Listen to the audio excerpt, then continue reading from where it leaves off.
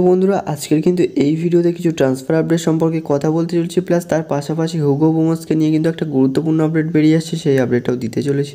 তো ফার্স্টেই এক্ষেত্রে বলি ভিডিওটা স্কিপ না করে সম্পূর্ণ দেখতে থাকো।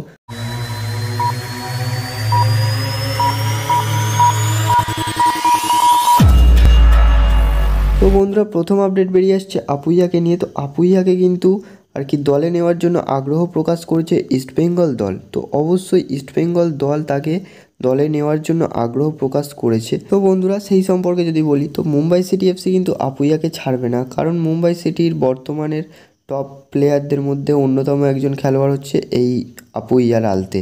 তো ইন্ডিয়ান ন্যাশনাল টিমেও রেগুলার বেসিসে খেলছে, এবং মুম্বাই ছাড়বে কি ছাড়বে না এটাকে যদি সাইডে রেখে আপাতত ইস্টবেঙ্গল সম্পর্কে কথা বলা যায়, তো ইস্টবেঙ্গলকে নিতে হলে অবশ্যই কিন্তু ফার্স্ট অফ অল তো একটা মুম্বাই সিটি এফসিকে হিউজ পরিমাণে ট্রান্সফার ফি দিতে হবে, প্লাস তার পাশাপাশি কিন্তু তার আপুইয়ার যে স্যালারি এক্সপেকটেশন সেটা ফুলফিল করতে পারবে কি না সেই সম্পর্কেও কিন্তু দেখতে হবে ইস্টবেঙ্গল ম্যানেজমেন্ট। তো বন্ধুরা অবশ্যই কিন্তু পরবর্তী আপডেট বেরিয়ে আসছে মুম্বাই সিটি এফসির কোচ পিটার ক্যাটকিকে নিয়ে। তো পিটার ক্যাটকি কিন্তু রাতারাতি এসে কিন্তু একটা হিউজ পরিমাণে ভালোবাসা গেন করে নিয়েছিল কিন্তু পুরো ভারতীয় ফুটবল থেকে।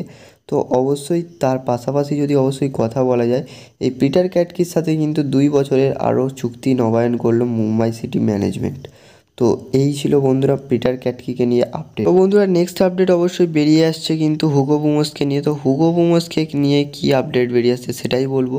তো বন্ধুরা ফার্স্টেই বলি, হুগো বুমসকে কিন্তু বেঙ্গালুরু এফসি যাওয়ার যে ব্যাপারটা সেটা কিন্তু মার্কাস মার্গুলা ডিরেক্টলি না করে দিয়েছে, যে সেই ব্যাপারটা কিন্তু হচ্ছে না, কারণ এক্ষেত্রে কিন্তু তারা তাদের সেম পজিশনে হাবি হার্নান্ডেজ রয়েছে, প্লাস অ্যালভার্ডো নোগুয়েরা রয়েছে। তো বন্ধুরা মার্কাস মার্গুলা কিন্তু জানিয়ে দিয়েছেন যে হুগো বুমস বেঙ্গালুরু এফসি দলে যাচ্ছে না। তো এক্ষেত্রে তার নেক্সট গন্তব্য বা নেক্সট ডেস্টিনেশন হতে চলেছে হয়তো ওড়িশা এফসি, কারণ এক্ষেত্রে ওড়িশা এফসি তার নেক্সট ডেস্টিনেশন হওয়ার মেন রিজন হচ্ছে তার প্রাক্তন কোচ ওই দলে রয়েছে, প্লাস তার পাশাপাশি তাদের সেই ওড়িশা এফসিকে কিন্তু সেই পজিশানে একটা ভালো প্লেয়ার লাগবে আর কি, অ্যাটাকিং মিডফিল্ড পজিশানে, কারণ তাদের সাই কর্ডার কিন্তু দল ছেড়েছে, এবং রয় কৃষ্ণাও যদি দল ছেড়ে দেয় সেক্ষেত্রে হুগো বুমসকে নিলে কিন্তু একটা ভালো সাইনিং হতে পারে কিন্তু ওড়িশা এফসির জন্য।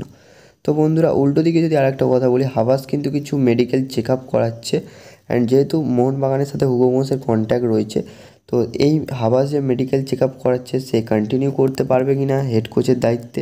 তো সেক্ষেত্রে যদি মোহনবাগান দলে বাই চান্স নতুন কোনো হেড কোচ আসে, সেক্ষেত্রে কিন্তু সেই কোচের সাথে সেট হলে কিন্তু হুগো বুমসকে দলে ফের নিয়ে নিতে পারে।